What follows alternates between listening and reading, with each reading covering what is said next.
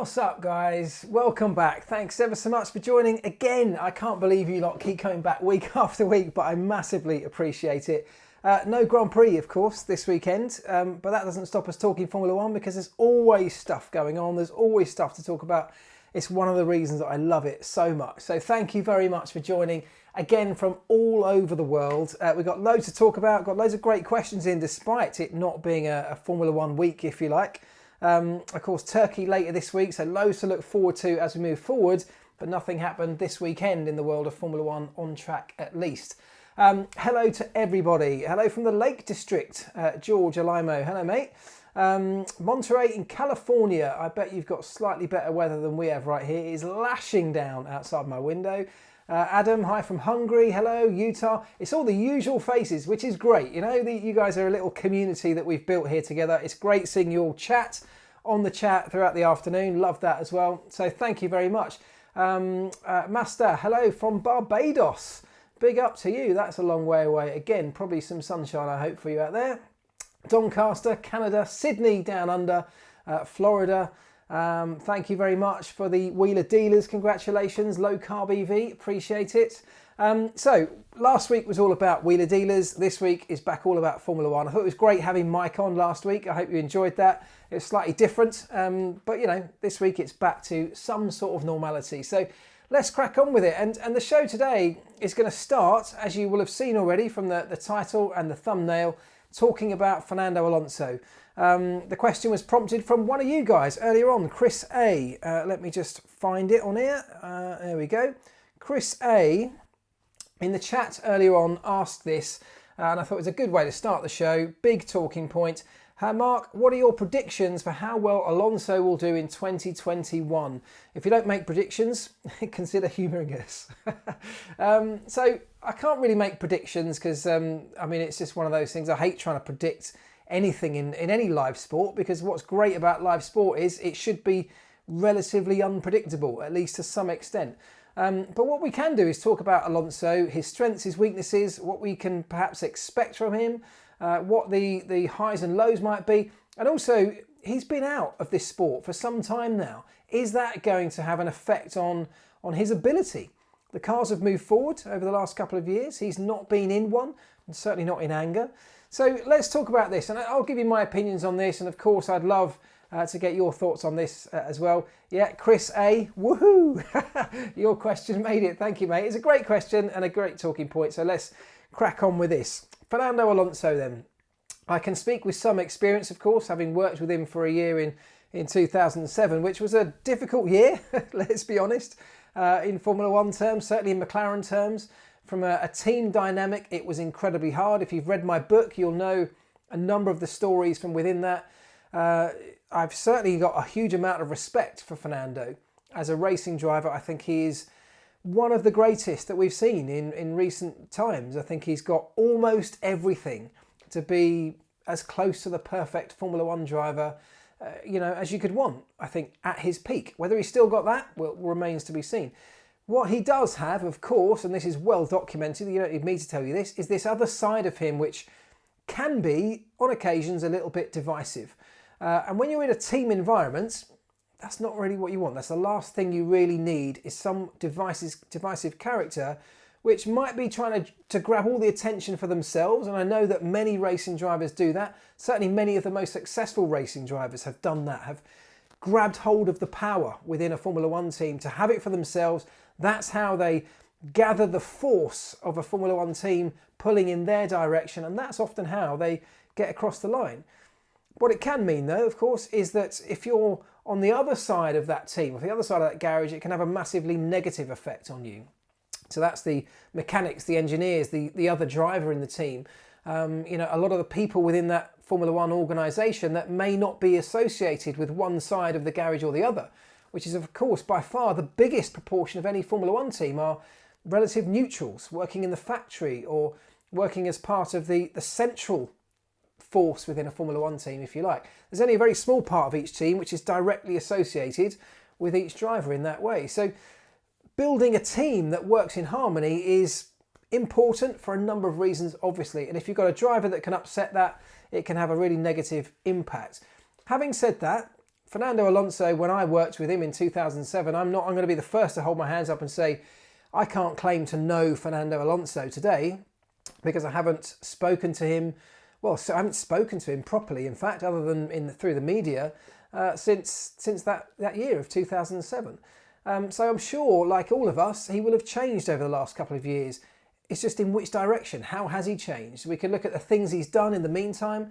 Somebody said to me earlier, he's done a load of endurance racing. Could that help him to be a better racing driver in terms of managing tyres in Formula One, in terms of being patient and looking after the car, perhaps? And that's entirely possible. He could be. But the other side of that struck me was that when he was doing endurance racing, of course, with Toyota, he had very little in the way of competition. They were a team that won Le Mans. He won Le Mans twice, didn't he? And had very little in the way of outside competition to do that. He's coming back into Formula One in a Renault team that, yes, are on the up, yes, are doing good things. Are they going to be challenging for race wins? Certainly don't think they're going to be challenging for a championship. How long can his persona, can his character stick that out before it becomes frustrating that he's in midfield battles?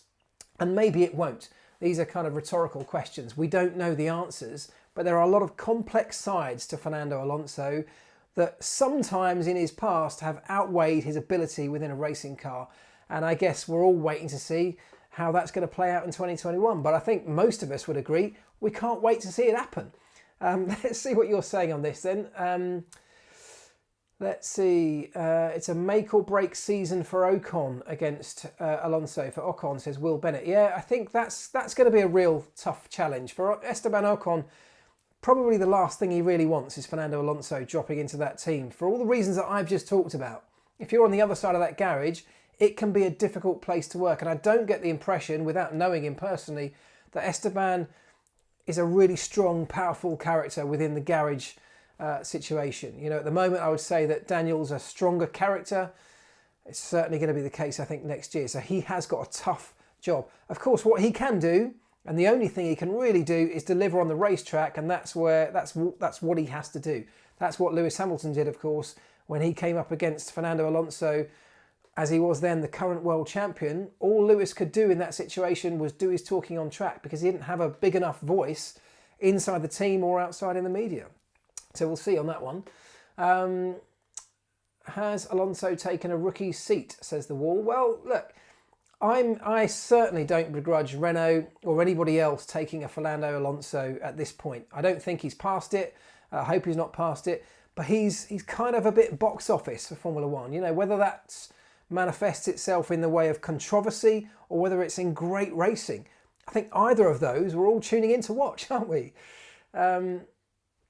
Two right, it'll be exciting to have Alonso back, says Ren T. I expect Fernando to perform as well as Daniel has this season, says Justin Lariviere. So Justin, I agree with you. I think he probably will. And he's got a really solid benchmark in Daniel. Daniel has, already got a couple of podiums for the team, which kind of proves the performance of the car. So there's a benchmark there for Fernando to sort of look towards. He's got a very similar car with hopefully a few upgrades on it, so potential to go even better. But they've got a benchmark of being in the occasional podium fighting position this year. So that's the kind of area that Alonso will be targeting. He can't do worse. He can't be looking at, if he does any worse than that, that's going to be a disappointment considering the car in Daniel's hands has achieved a couple of podiums. DJ Wizzle, do you think Alonso will score a podium next year? I think I do. Yeah, I think, as I say, if Daniel's managed to do it, it may only be on the odd occasion when something weird happens in a race, but that's kind of Formula One right now. But I do think that Alonso, if anyone's going to be there to pick up the pieces, could well be him. Michael Robinson says, Mark, I've got to go to work soon. Tyre wars and refueling. Well, Michael, just for you, before you have to rush out the door. Tyre wars, I'm going to say, and I'm assuming you're asking, could we go this direction? Tyre wars, probably not, simply because of the cost. A tyre war becomes massively expensive very, very quickly. And actually, do we want to be talking about tyres even more than we already are? For me, no. And refueling, I had this conversation with somebody on the Seed Stream app earlier today, I don't believe that refueling is the positive way to go for Formula One, because all the overtaking happens in the pit lane. That's the first thing. And I think if we look back at Formula One when we all think it was great, it was really exciting because there was refueling and there were tyre wars, the other big factor in that period of Formula One, perhaps the early 2000s, let's say, was that the cars were fragile. They were being pushed to the absolute limit in terms of technology. So you could have a guy that would dominate a race weekend and he could be leading the Grand Prix by half a minute. And believe me, I know this from experience. And then the engine could blow up. And there'd probably be like a 50% chance that the engine would blow up. In the garage, we'd be sitting on the edge of our seats, kind of fingers crossed, hoping we make it to the flag. They don't have that today because the cars are almost bulletproof because they're almost endurance engines. They've got to do 7 races or whatever it is these days. So I think that's a big factor in what made Formula One exciting back then, was the fragility of the cars because the technology was being pushed to the limit. So I'd love to see us get back to a bit more of that. It's not an easy thing to achieve, and obviously cost is a factor in that too. But there you go. I hope that answers your question. You can go to work now. Thanks for popping in though.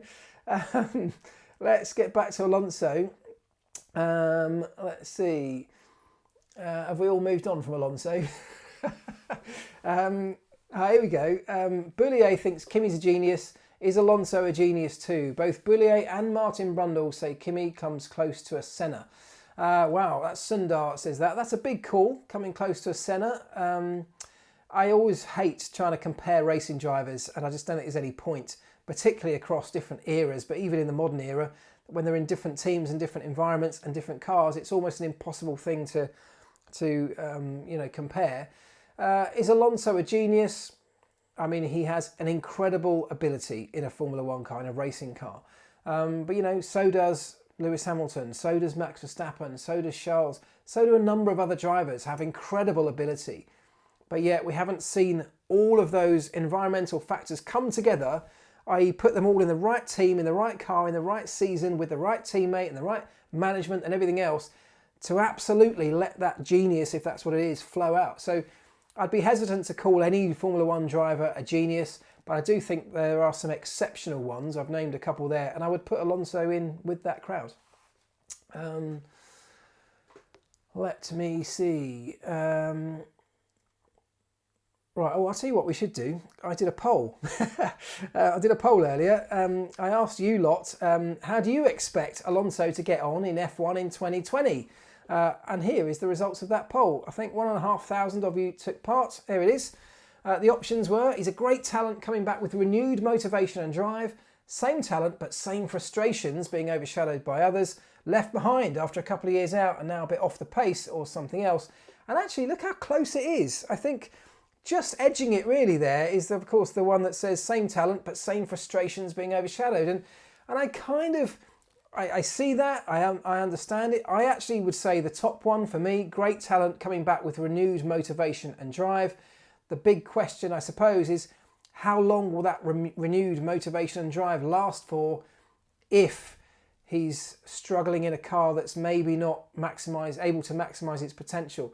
If he starts getting caught up with some of the back markers at certain races and is in a fight, not in a fight for the points, those kind of things. And then maybe, as the middle answer suggested there, the frustrations could creep in again. I think that's really, as I say, what we're on the edge of our seats to see. We want to see his talent. We want to see how great he is in a car. I'd love to see that come back.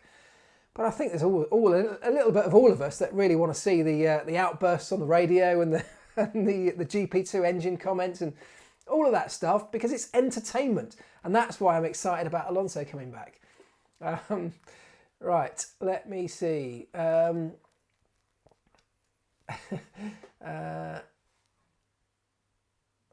Right. Okay, Jeff Macy says, yes, move on from Alonso. Not rated him. His petulance you saw in 07 and bad-mouthing Honda. Well, look, he did. He's made a lot of mistakes, but, I mean, we've seen a lot of drivers complaining on the radio. Lewis moans on the radio a lot. Yes, he's petulant, or he has been petulant. You could label Sebastian Vettel in a similar way. But look, he's got some amazing talent, so let's hope that that's what we see first. And maybe if you want to throw in a few fireworks further down the line, then that would be great too. All right, let's shift it on then. Let's move on to this one from Mimi Hopi, who says, what are the chances of Lewis Hamilton being on the grid in 2022? So not next year, but the year after. And again, I want to get your thoughts on this, because I'd have always said 100%, absolutely, there is no question Lewis Hamilton will be there in 2022. I think that's really how I still feel, mostly because we've got this new era of Formula One coming in 2022. New cars, a whole new set of rules. It's Formula One 2.0. It's a new Formula One. I can't see any Formula One driver on the grid willingly giving up the chance to get behind the wheel of those cars and try it out, even if just for a season. But, you know, I would have never ever thought that we'd still, at this point, with just 4 races left to go in 2020, be questioning whether Lewis Hamilton is going to be back on the grid even next year. No, I don't think we are. I think we all think Lewis will be there, but he hasn't signed a contract, and there must be some bigger reasons for them not signing that contract than at first meets the eye. So 2022 then becomes a follow-on question from that. You know, is Lewis going to sign a contract for next year? I would say yes, because for me, there's no way he would give up that opportunity to go for an 8th world title, an unprecedented 8th world title, which would cement him into the history books as statistically the greatest racing driver that's ever lived. You know, nobody would top him in that chart list. But yeah, you know, I can't see him giving that up. And therefore, if he signs a contract for next year, is the temptation of 22 just too much to walk away from? Or if it's Lewis, because it's Lewis Hamilton, you know, he's got so many other interests. Is it that there are other things in his life that are now becoming even more important to him, or equally as important to him, or you know, that's where he sees a future, music or fashion or any of these other things. So I don't know the answer, is the truth. I think my feeling is that, yes, he'll probably be there in 2022, but in recent weeks, I'm starting to get some doubts on that, because we haven't had a contract signed by either party yet. Let's see. Gust says if he signs for 1 year, he stops in 22. Well, I mean, that is true. If he signs for 1 year, but of course we don't know if that's going to happen or not yet. I think Lewis will be there in 22 to prove he's only winning because of the hybrid. Era. Not quite sure what you mean there. How many, hold on, where are I? Stick with Lewis questions for now. He wants 3 world title wins in 3 eras, says Clansom. Yeah, I mean, look, all of these things, although he'll say they don't, they matter to him. These records that he's racking up week by week, they do matter to him, because, you know, if he's to be seen as the greatest racing driver in history, and that's a massively subjective statistic, of course, you know, if somebody opens up the record books or Googles the best racing driver of all time, they want Lewis to be at the top. He wants Lewis to be at the top because all the records will show that. And I think that is a factor for him. Not a big one, but it will be a factor. He'll go out on a high after 8 world titles, says Tim HB. Well, he could well do that, of course. We don't know. But as I say, it'll be a very difficult thing to walk away from a brand new Formula One in 2022, I would say, when the promise of 2022 is obviously perhaps quite strong at the moment. It looks positive, it looks great. Jamie Zack says Lewis will have a year out in 21 and be back in 22. Absolutely no way. There's no, again, I'm saying this, there's no way Lewis has the 8th world title just being dangled like a carrot in front of him in 2021. You know, the cars don't change very much. He's got the best one.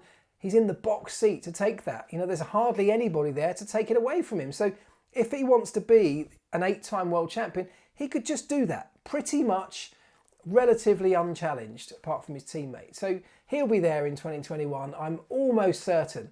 I mean, this may come back to bite me massively if he doesn't sign a contract, but that would hugely surprise me, as I think it probably would everybody.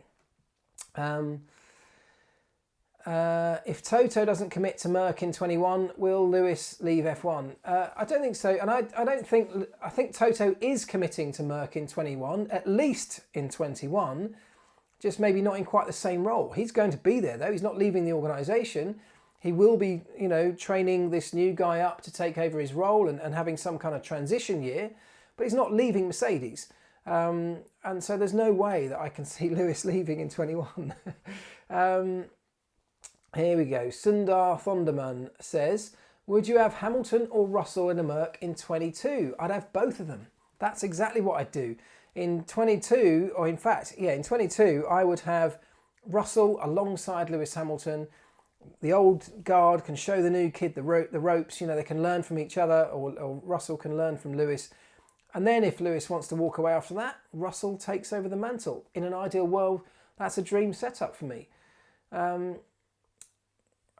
How long will Bottas be there for? Well, I think hopefully my feeling is I've just answered that. I think Bottas will do this year, 21, this coming year, or he has a contract. And then Russell will be freed up after that from his Williams contract, in my mind, to come and join Mercedes, take over Bottas's seat, assuming Lewis is still there alongside him. And so the sort of handover as the lead Mercedes driver goes on, I would say. Bottas to Williams. He could go back to Williams. Bottas to Williams. I mean, the thing about Bottas is he comes now with a huge amount more experience than when he left Williams last time, of course. Crucially, that's vital Mercedes experience, which is worth a lot because that's the benchmark team.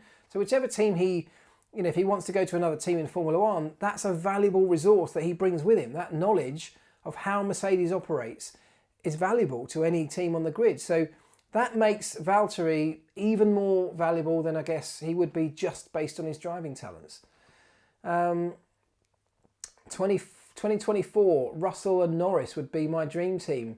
Yeah, I mean, it would be good, wouldn't it? The two young kids come through together and be teammates somewhere. That would be great. That'd be a great dream team if they continue on the trajectories they're on.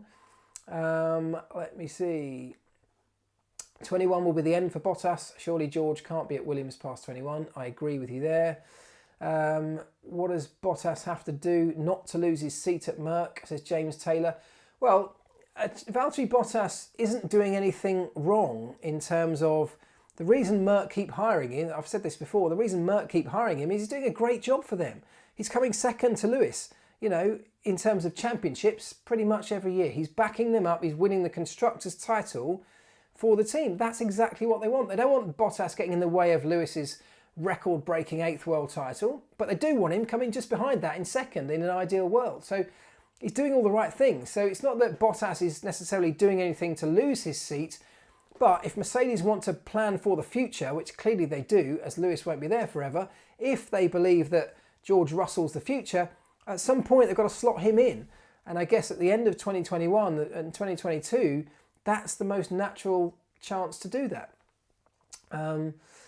Right, I think Bottas will stay with Russell in 23. Lewis leaves by the end of 22. I mean, that's possible. It could be possible, but look, I mean, I think beyond Lewis Hamilton, whenever that comes, whether it's 2022, 23 or 21, who knows? Beyond that, if Lewis is to walk away, which of course at some point he has to, Mercedes have a huge rebuilding challenge on their hands because Toto will be stepping away in the near future. He's already sort of mentioned that. He wants to pull right back from being a race weekend every weekend. It's going to be a massive rebuild for Merc. Whether it spells the end of their dominance, not necessarily, because they've got structures in place that should continue a lot of the work that's been done. But, they're going to have a new driver lineup. They're going to have a new management lineup. So there's no guarantee that will have the same success that the one that's currently there has been having in the last few years. Lewis in pink next year to Racing Point. No, can't see that. No way. Makes absolutely no sense, as I said before, to give up that World Championship opportunity. Will Albon be at Red Bull next year, says Brendan Devine. Will Albon be at Red Bull next year? I don't think so. And again, I'm speculating massively because without actual news, I can't see it. But, they said that he's got 2 races to deliver to prove that he deserves a seat. I don't think if they're going to stick by that, those 2 races actually, he did enough to justify that. And I think you've got 2 very good drivers available in Sergio Perez and Nico Hülkenberg who could come in on a relatively short contract and almost instantly at least deliver something a bit more consistent than Albon can. And that's really what Red Bull need right now. So I can't see, unfortunately, Alex Albon being on the grid next year, sadly. And it is a shame, because he's a great racing driver, and he's going to walk away, if he does, from Red Bull with a severely tarnished reputation, which, you know, is harsh on him, because it's not that he's lost all of his talent, but he couldn't find a way to match his driving skills to that particular racing car. And unfortunately, that shows very badly on a racing driver. And it's too simplistic to say, well, a great racing driver should be able to adapt to any car. It doesn't work like that. There are some great racing drivers that haven't been able to adapt to certain cars, because, you know, every racing driver has a style of driving. Some racing cars have a wider window of making them work from a driving perspective. Some are a lot more narrow window. I'd suggest that the Red Bull has a very narrow window of getting that to work. So it's a shame for Alex Albon if indeed he has to walk away next year. But on the flip side, he's had his chance and he hasn't delivered what Red Bull need of him. Free to wheel Perez to Red Bull in 21. I definitely can see that happening.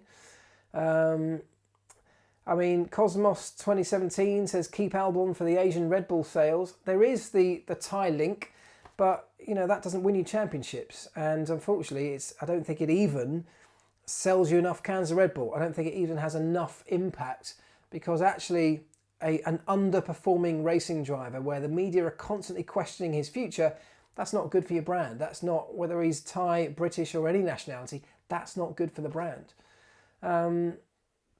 Let me see. Back in 2009, people thought Lewis had lost his talent in the new regs and might never recover. That's a good point, Josh Smith. Yeah, I mean, I remember reading those kind of comments. You know, that's true. You know, people are very quick to judge in sport, and, you know, that's understandable, because you're judged on some very public results every week. And if those results are not coming for you, your stock falls, you know, and that's just the nature of of sport. You know, it's true. And as a sporting entrant, as a competitor, as a racing driver, it's your job to try and turn that around and get the results working for you, because that's how you up your value. So it's absolutely true. To adapt to a car is a sign of a world-class driver, says Andrew Lees. I mean, it is, absolutely, but it's definitely not that simple. I don't believe for any second, knowing what I know about racing cars and how they work and how they deliver the grip and how the aerodynamics work, all of these things, you know, have to come together and only work particularly rather in a 2020, when you've got this really specific tyre window that when you're outside of that tyre window, they simply don't work and you lose seconds of lap time. You've got to drive the car in a certain way to be able to get that to work. And if that's not it's not the way you drive, it's not just as simple as saying, right, well, you've got to adapt. Yes, of course you do have to adapt, but if you want to get the very best out of a racing driver, telling them to do something differently to the way they've always done it, well, you may not get the same level of performance out of that racing driver. And that's just a human kind of characteristic. So yes, the best racing drivers can adapt to lots of different types of cars and find ways to make them work. Absolutely. But it's not as simple as saying, well, if he was any good, he'd be able to adapt. I don't buy that for a second. Right, shall we move it on? Chris Fouch, good one, says, can a customer team win in Formula One ever again? Going to be very difficult, isn't it? But I would say the chances of that happening, in theory at least, go up as we move into the next few years, where the rules are all being designed to try and close the field up.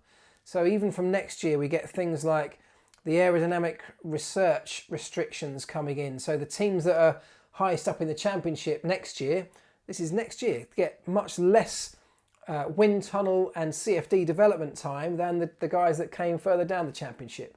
So you can see already that in itself helps to allow the teams that are struggling to develop a bit more and bring their car further up the field, in theory.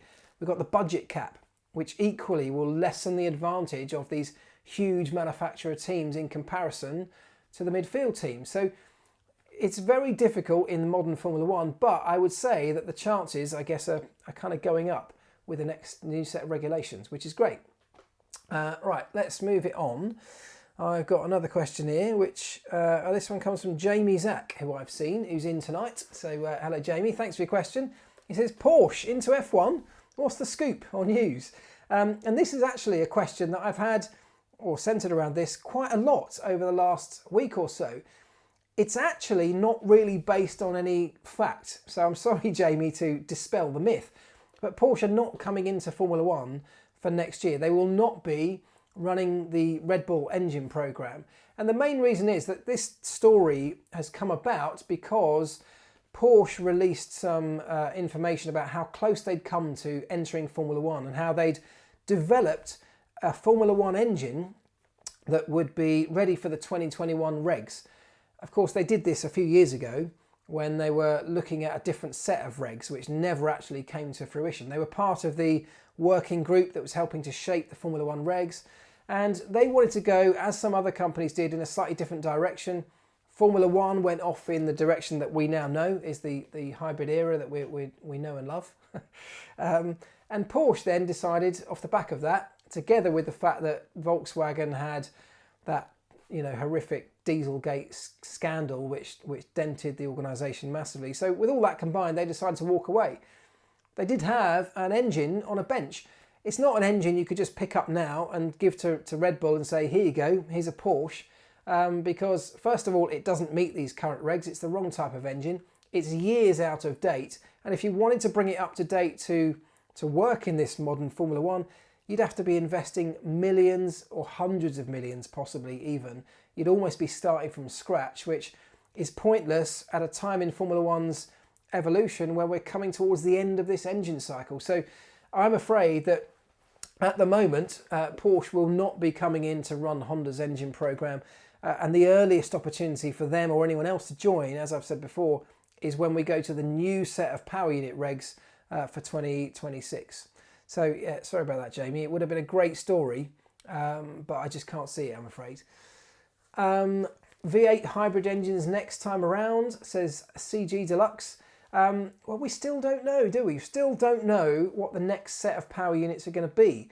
I mean, I actually think, I'm starting to feel now that they're going to be something a lot closer to what we have today than we might think, which would be a shame, in my opinion, if that's what happens, because it feels like a prime opportunity to go pretty radical, to go fairly extreme in terms of leading the way with some kind of technology, some kind of innovation around whether it's sustainable fuel technology, for example, whether it's hydrogen or any of the other things we've talked about in recent weeks. Excuse me, but it feels like it could end up being not a million miles away from what we already know, which will be a shame if it does. Open up the combustion regs to allow V8s. Yeah, I know, we'd all love to hear that and see that, but it's never going to happen. V8s with biofuel, things like that are a possibility. Depending how advanced the biofuels can be, and bear in mind, if we're going to the next set of power units, we've got to be looking pretty sustainable, because that's going to take us, 5-6 years into the future, by which point the automotive market is going to be largely electric or hydrogen, or having to do away with combustion polluting vehicles. So Formula One needs to be at the forefront of that if we're going to keep the manufacturers involved in the sport. So yeah, it's really difficult. V4 ethanol hybrid, something like that is not out of the question. That's the sort of thing that I would love to see. Two strokes, any of these kind of different technologies that Formula One can put their incredible brain power to and drive on into the future, that puts us way ahead of anybody else that's working on any of these projects, because that's what Formula One has the ability to do. Bottas to Porsche. A little about my career, unknown, says unknown.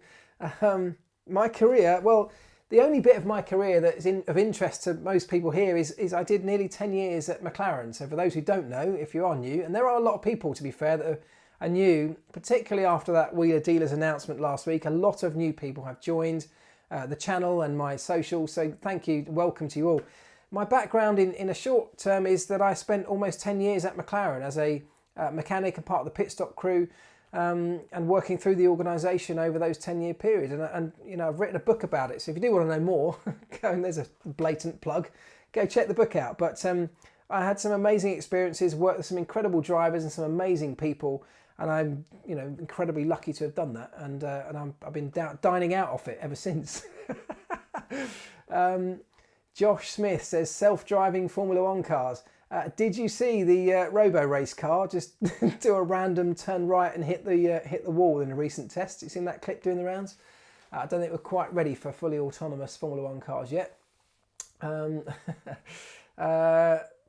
The proposed Porsche engine was a V4, says Ray Davison. Yeah, exactly. That's what I mean. It was the wrong type of engine. It was developed for a set of regs that they were hoping would come in 2021 that actually never did. Toyota to re-enter F1. Again, same thing really. Can't happen till the next set of power unit regs come along. Brendan Devine says, what's the book called? It's called The Mechanic. You can actually, if you are interested in reading the book, I'll just pick up on this blatant plug. You can go and check it out in the description of any of my videos, or I think it's in the, there's probably a link in my Instagram feed as well, I think. But yeah, it's called The Mechanic. There you go. I'll leave it there. I promise I won't do it anymore. It's very good though. Formula RC cars, yeah.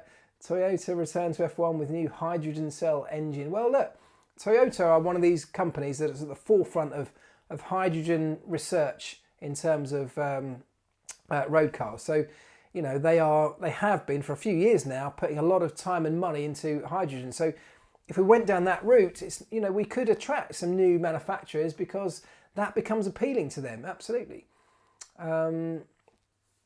Right, let's have a look. Let's move it on because I'm waffling now.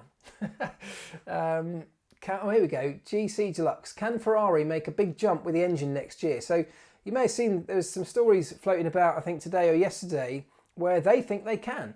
So Ferrari bringing a brand new engine. They managed to get a development homologated within the, so there's a date which has just passed actually, just recently, not long ago, to homologate your brand, if you're going for the brand new engine for next year, for 21, there was a date when you had to sort of sign that off, or at least the basic plans for it.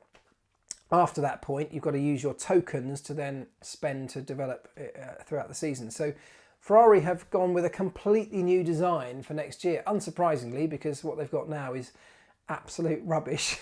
So they're bringing a brand new engine. So that gives them an opportunity to make a huge leap forward for next year. And it's, you know, anyone has this opportunity, but it's just that because Ferrari were so far off the pace in terms of power unit, they've gone for a complete redesign, whereas others will just take some developmental steps. That's the big difference for Ferrari. So they have an opportunity to take a big leap. And I think, yes, what we've seen at some points in this season is that their car has some potential in it. You know, Charles has dragged some decent results out of that car when they've been at circuits that have not been so power dependent. And that's got some real positive signs. If they can develop the engine or the power unit to be a bit more, even just a bit more powerful and a bit more close to the front in terms of performance, well, the car is not far away. So we could see a Ferrari that's definitely catapulted up the field next year. Which is bad news for the Renaults, the McLarens, the Racing Points, who at the moment, without Ferrari in the picture, are kind of battling for that third place. But I think for Formula One and for Formula One fans, that would be great to have them back in the mix. Maybe they traced the Mercedes engine. Let me have a look.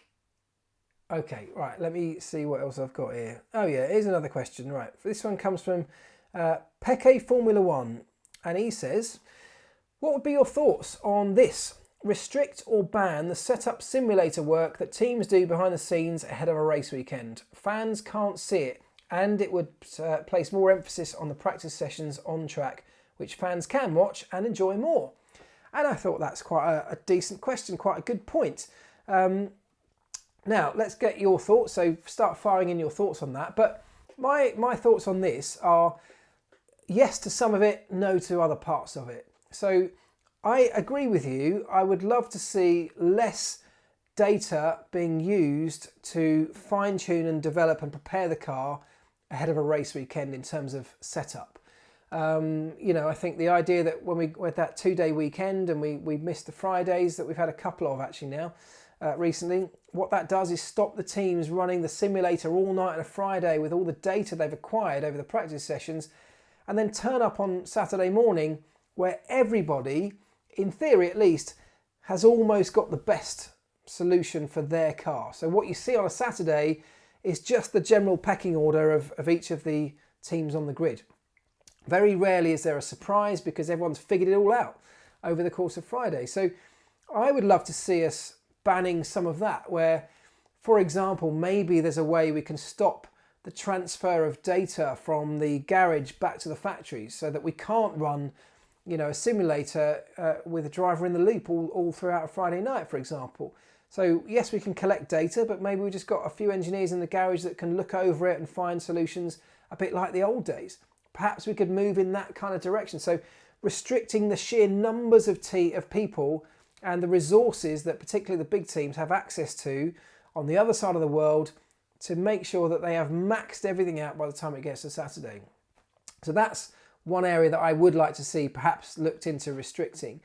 What I don't want to see is the banning of simulation and that kind of development full stop, because then we get to a point where it's very difficult to actually develop the cars and develop the technology. And that is what I want to see. There's almost no track testing in Formula One. There's no test days anymore, or hardly any. We get a couple of sessions on a Friday and that's pretty much it. So if we want to see cars and technology being developed forward, and I definitely do, because that's exactly what I love. That's why I got into Formula One in the first place, to see this innovation coming all season.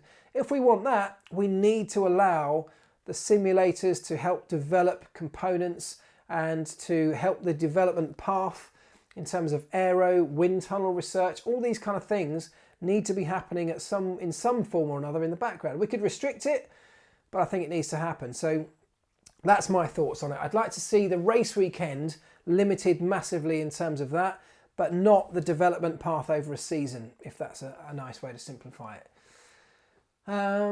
Let's see. F1 nowadays is too data driven. I mean, yes, in the argument that I've just given, I think it probably is. I love the data. I'm one of those geeks that loves data.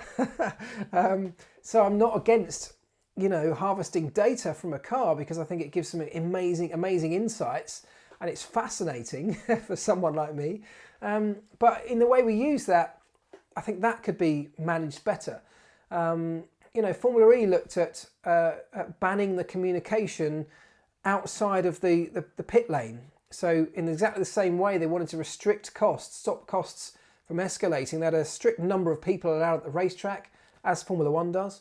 To get around that, the teams are all building sort of ops rooms like Formula One have, to try and use a huge amount of resource back at base with a load more people that could pour through this data. So we can restrict things like that. So it's something that we could think about looking at anyway. Let's see. Bring back the track testing, reduce CFD, says Sean Falloy. Now that's an interesting point. So let's just chat about that quickly. So Formula One, even at the end of my spell at the team, so around about 2009 when I left, track testing was massively reduced. We used to have a separate test team. I was part of it in my early years at McLaren, where all we did was go testing every week. We had our own cars, our own trucks, our own garage set up. It looked exactly the same. It was all immaculate and an exact replica. But we'd go to different circuits in between races and run the cars constantly, all day. And we'd learn a huge amount. And that's why, when I talked earlier about cars being on the limit of their technical ability and sometimes blowing up, was because we'd be bringing a brand new car almost every race. We'd have a brand new engine from Mercedes at McLaren every race. So it's not incremental developments. We have a brand new engine almost every race because they were pushing development so hard. So you could only do that if you could be constantly running. Of course, now we have dynos where they can simulate an awful lot of that. The teams themselves have massively advanced simulators. But would track testing offer an opportunity to A, get people in cars, give track time to some young kids who may be able to do testing? We had a whole batch of test drivers that weren't race drivers, but they did 1 million miles on the test track. A whole new set of engineers, of mechanics that can also learn their trade, as I did on the test team. It also gives an opportunity for fans to see cars on track, even albeit testing. So I like the idea of track testing. I feel like that's what Formula One's about. It's about having cars on the racetrack. But on the flip side, it's massively expensive. For what you get out of it, it's expensive. It's not efficient. So that's why there's been a big shift to things like CFD and data-driven technologies and resources like CFD and like simulators. So it's a really difficult balancing act, but cars on track is what most people want to see. So more of it, from a fan's perspective, is typically good.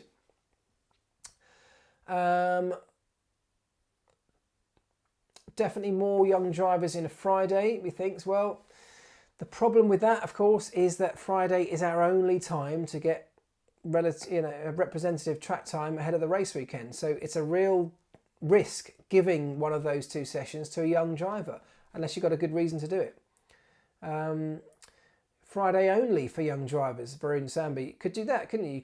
You could put the young drivers only in a Friday practice session so that every team sort of has to do it. That's not a bad way to do it. Still collect some data, put the race drivers in for the second session where it's about quali and race runs perhaps. Not a bad idea, good shout.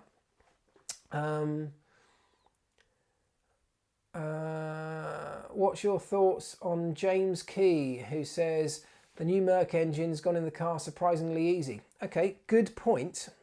I have a question on that very subject. Marianne says, James Key stated that the new Merc engine transplant is done and that there were no problems adapting it to the McLaren chassis. Do you think that they've dodged a bullet for 21 or that there still might be unexpected issues? Well, the thing about unexpected issues is that they're unexpected. So, I mean, great that things seem positive for McLaren and that they've managed to get that engine into the chassis without too much trouble.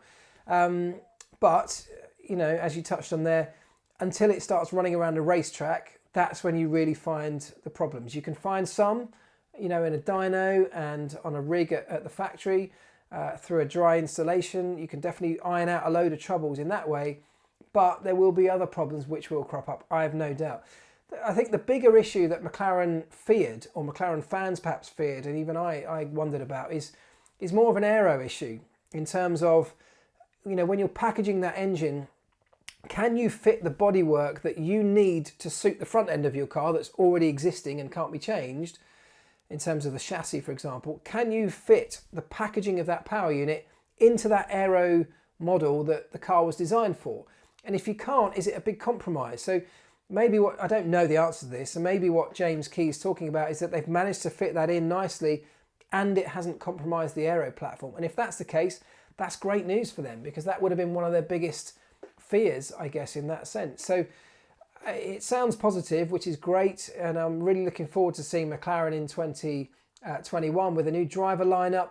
Not that there's anything wrong with their driver lineup right now, but Danny Rick should be bringing excitement. He's on good form right now, alongside Lando, with a team that's generally on the up anyway. I know results in the last couple of races haven't been as strong, but the team, the organisation, is in a good place, and I think they're ready to start building in a infrastructure way as well. They're putting all the right blocks in place. So I've got high hopes for McLaren, and what James Key says, I think, is all positive news, which is good.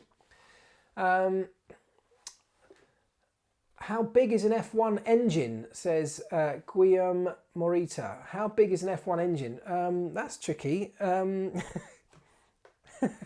That big?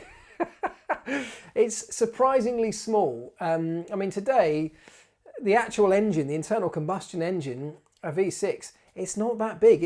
If you took all the bits off, if you strip it down, and this still amazes me today, when you go into a Formula One factory, for example, and I've been lucky, you know, I've been to Mercedes not too long ago, and they've got these things stripped down in the foyer, for example, and with all the airbox off it and all the ancillaries taken off, there's nothing to it. The block is tiny and it weighs nothing. You know, when they're stripped apart, the block weighs nothing. You can pick it up with one hand. And that's what always amazes me. They look much bigger once you start bolting on these great big carbon air boxes and things like radiators and all of the hydraulic packs and everything else. But the actual Formula One engine is probably, I don't know if you can see that, it's something like that. It's not big. I know that's that's like a fisherman explaining how big his fish that he's just caught, but maybe you get the point. I guess, I tell you what, probably, you know those suitcases that you can take on an aeroplane and put in the locker above in the cabin? It's square, its outline is probably about that square. Obviously a bit deeper than one of those suitcases, but not much bigger than that, which I guess is surprising. Here we go, good question that follows on. Will Andy Cowell appear at another team now he's having a break from Marc? Well, this is a good question, and I think one of the biggest questions that's on everyone's lips right now. Andy Cowell is one of the hottest properties in Formula One, and he's available. We've also got Aston Martin, who, yes, are taking a Mercedes engine at the moment, but they're coming in as a works outfit. Could they be looking at a future where they might want to produce their own engines? You can definitely see that. We've also got Red Bull, who are potentially looking at taking on the Honda supply once Honda leave and running it for themselves. Would somebody like Andy Cowell be the perfect catch for a Red Bull? They'd pay him a fortune, he'd come along, oversee that engine program, albeit with very limited development in the short term, but what a great person to have in your organisation. So who knows? I think that's the big question of Andy Cowell. I can't see him walking away from the sport because all of his value is in Formula One, especially right now. So he kind of should be capitalising on that, I think. Where are we at? 5 or 6, 8, 9 minutes to go. Okay. Andy Cowell to Williams, if Williams have any common sense. Well, I mean, Andy Cowell is an engine guru, so he absolutely is an engine guru, but he's also a great manager. He's been managing that organisation, so he brings strengths even to a team or to a business, to an organisation.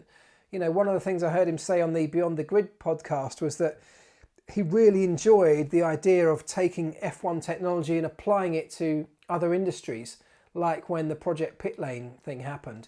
That really captivated his imagination. So it may be that he wants to go off outside of Formula One and use his managerial skills and his process skills that he has fine-tuned within the world of F1 and put them to use out there. So who knows where he'll end up, but I think that's a big, big question. DC to replace Horner, says Neil Roberts. Interesting. I can't see Christian Horner walking away, and I'm not sure that he'll be going anywhere anytime soon, but I can see DC coming in as in a managerial role somewhere in Formula One, perhaps. Not out of the question. Interesting thought. It's never crossed my mind before, but interesting thought. Okay, let me see. David Coulthard for the Marc team. I heard he's a good businessman. He is a good businessman. I don't know what DC is thinking about that. I have no idea, to be honest. I think he's not in a bad place, what he's doing right now. He's doing his TV stuff, but he's also got loads of other ventures outside. So he is a very good businessman. All right, here's a quick one. Oh, let me just quickly touch on this one. I know I said no more wheeler dealers, but just allow me one more. Because Yorderman1 says, will you be getting involved in the choice of vehicles for the next season of Wheeler Dealers? Whether yes or no, which cars would you love to work on in the series? And the answer to that is yes, it's already happening now. We've just developed or put together a WhatsApp group within the team of Mike, myself and the team, the producers. Every day, it's the most active WhatsApp group that I'm involved in, and I've got a lot. We've got cars flying around. I'm throwing in suggestions. Mike's throwing in suggestions. We're finding cars already that might be available to buy, or the types of cars, the stories behind those cars. So it's already happening. And to quickly answer the second part of your question, which cars would you love to work on in the series? I mean, anything interesting is the first answer to that, because that's kind of why I'm doing it, to work on cars that I would never normally get the chance to play around with. But on a personal level, there's one that I'd love to do, which is either a Caterham 7 or a Lotus 7. Partly because they're great little cars. Secondly, because that's where my career started out. The first racing team that I ever worked with in any form was a Caterham racing team, racing those little Caterham 7s. They're an awesome little car. I love them. So I'd love to try and get one of those into the show, and I'm working hard right now to try and find one. So if we can, we will. But yeah, loads of other cars. I mean, there's a list. We've got a list building already with, I don't know, it must be close to 100 cars on it already. So there's no point in me listing them all, but there are some great cars that I would love to work on, and nothing specific necessarily outside of that, but just interesting, unusual cars would be great. Right, thanks for the question though, mate. Appreciate that. Right, a couple of minutes to go. What do you want to talk about for 5 minutes? Tesla to F1.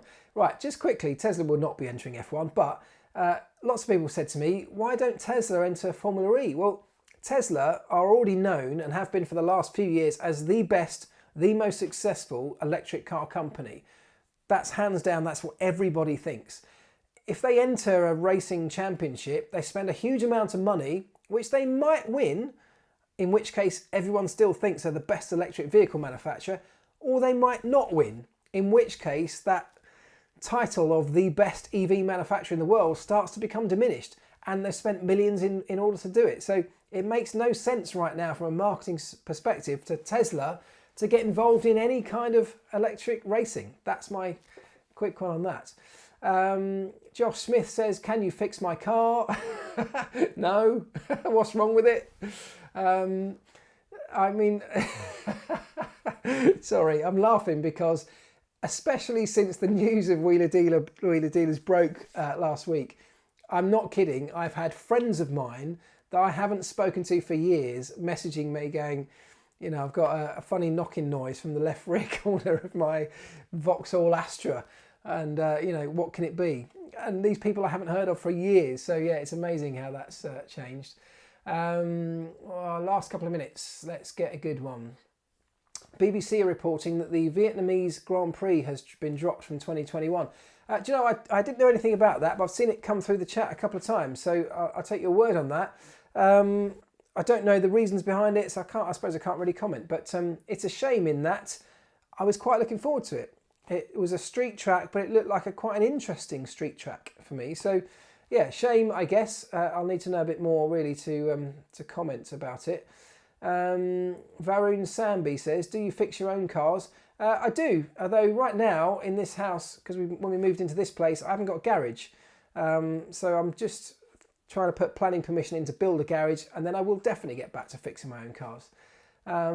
Which car do you drive and own? I drive a Range Rover, so nothing that exciting, but I've got 4 kids and 2 dogs, so I really need a tank. Which is your favourite?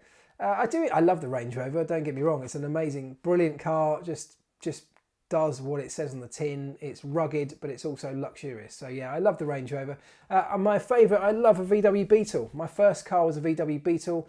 That's another car I'd love to do on the show. A V-dub, I'm a massive fan of the V-dub scene. So yeah, the air-cooled VWs, big up those guys, love all that. Do you have an audio book, says Echo Phone? I do, yes. You can find that on Amazon with the printed one as well. And also, I did it on Audible, so thank you, Sandy Barnes, for pointing that out. I did it on Audible. I read it myself. So if you want to hear my dulcet tones reading my own book, that's where you go and find it. Which car would you love to own? I really want to own a Tesla. I very nearly bought a Tesla before 2020 happened. In fact, I put an order in before it all happened. I had to cancel it because all work stopped. But I still want one, and I may well try and get one for next year. So yeah, Tesla Model 3 would be a lovely car to have. But I'm also a big fan of Mercedes. I've always driven Mercedes in the past. And I'll leave you with this little story. You may remember or not. I had a Mercedes E-Class last year, which is an amazing car, perfect for me with all the kids and dogs in the back. And I had a crash and wrote it off by crashing into a Rolls-Royce Dawn. Not my fault, by the way, but he pulled out in front of me and I absolutely totaled it by smashing into the side of it. So that's a good crash to have, isn't it? Mercedes E-Class estate against a Rolls-Royce Dawn convertible. There you go. Right, it's 10 o'clock, folks. I'll leave that with you. We will, of course, be back here next week, same time, same place, following the Turkish Grand Prix, which I can't wait for. The Turkish Grand Prix was always one of my favourites. Amazing track. Can't wait to see 2021 cars flying around there. It's going to be absolutely epic. I really can't wait for that. They are going to be flat out through turn 8, I reckon, this year. I think it's going to be flat all the way through, which is just going to be mind-blowing. I'll try and come back with some stuff during the week. Definitely a preview to the Grand Prix. And if you've got any suggestions on anything else you'd like covered, hit me up in the comments to any of my videos or any of my socials. Drop a like. Everyone keeps telling me, like and subscribe. Do it. Hit the like button, subscribe to the channel. Have a great week, folks, and I will see you all very, very soon. Ta-da!